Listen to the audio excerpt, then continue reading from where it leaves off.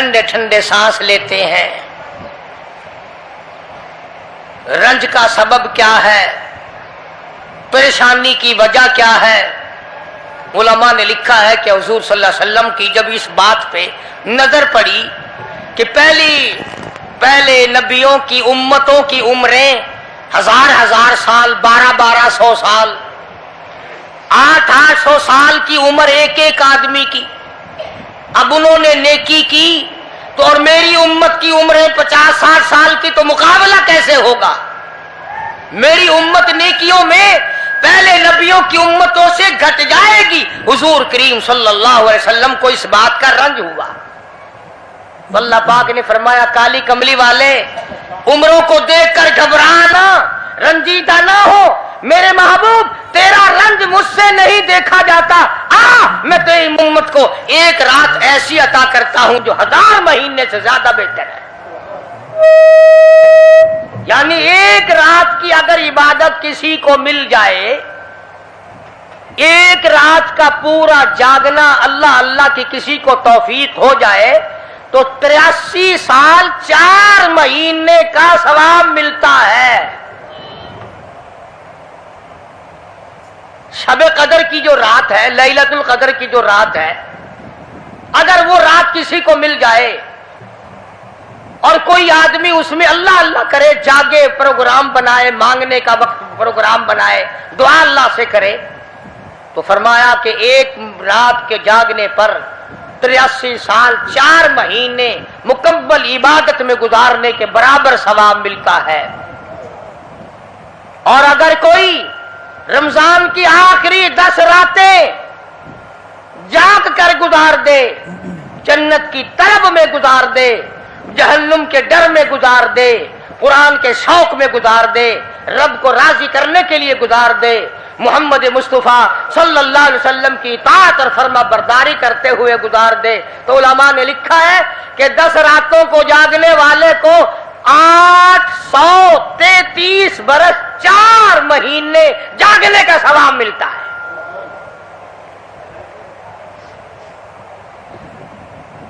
مگر دوستو یہ ساری باتیں یقین کی ہیں۔ اب تم یہ سمجھ رہے ہوں گے کہ بغیر دیکھے ہوئے جہان کی کہانیاں کہہ رہا ہے، نہ جنت دیکھی، نہ دوزخ دیکھا، نہ موت کا ذائقہ چکھا، نہ قبر کا اندھیرا دیکھا۔ اور لوگوں امام الانبیاء محبوب کبریا حضرت محمد مصطفیٰ صلی اللہ تعالی علیہ وسلم کی زبان پہ یقین کر، نبی کی بات پہ یقین کر، نبی کے فرمان پہ یقین کر، اللہ کے قرآن پہ یقین کر، اللہ کے کلام پہ یقین کر۔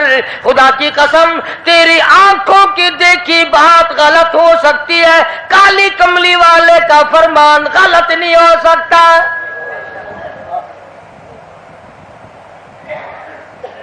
فرمایا اِنَّا أَنزَلْنَاهُ فِي لَيْلَةِ الْقَدْرِ، یہ وہ رات ہے برکتوں والی، رحمتوں والی، خیر والی، سعادت مندی اور خوش بختیوں والی رات ہے۔ فرمایا رمضان کی شب قدر کی رات وہ ہے جس میں میں نے لوح محفوظ سے، عرش عظیم سے قرآن کریم اتارا۔ اب ہم پہلے قرآن کریم کو نعمت جانے جبھی تو بات بنے۔ ہمارے نزدیک سونا نعمت ہے، چاندی نعمت ہے، کوٹھی نعمت ہے، بنگلہ نعمت ہے، تخت و تاج نعمت ہے، خوبصورتی نعمت ہے، حسن و جمال نعمت ہے لوگوں کے نزدیک۔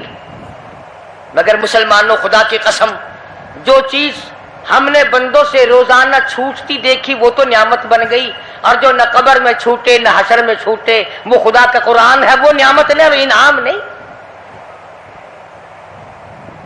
وہ کتنا بڑا انعام ہوگا۔ حدیث پاک میں آتا ہے کہ قیامت کے دن ایک آدمی پھنس جائے گا اور اتنی بری طرح پھنسے گا کہ پریشان ہو کر رہ جائے گا، یقین ہو جائے گا کہ میں جہنمی ہوں۔ ایک بڑا خوبصورت آدمی آئے گا اور آ کے کہے گا آپ نے مجھے پہچانا؟ وہ بندہ کہے گا نہیں۔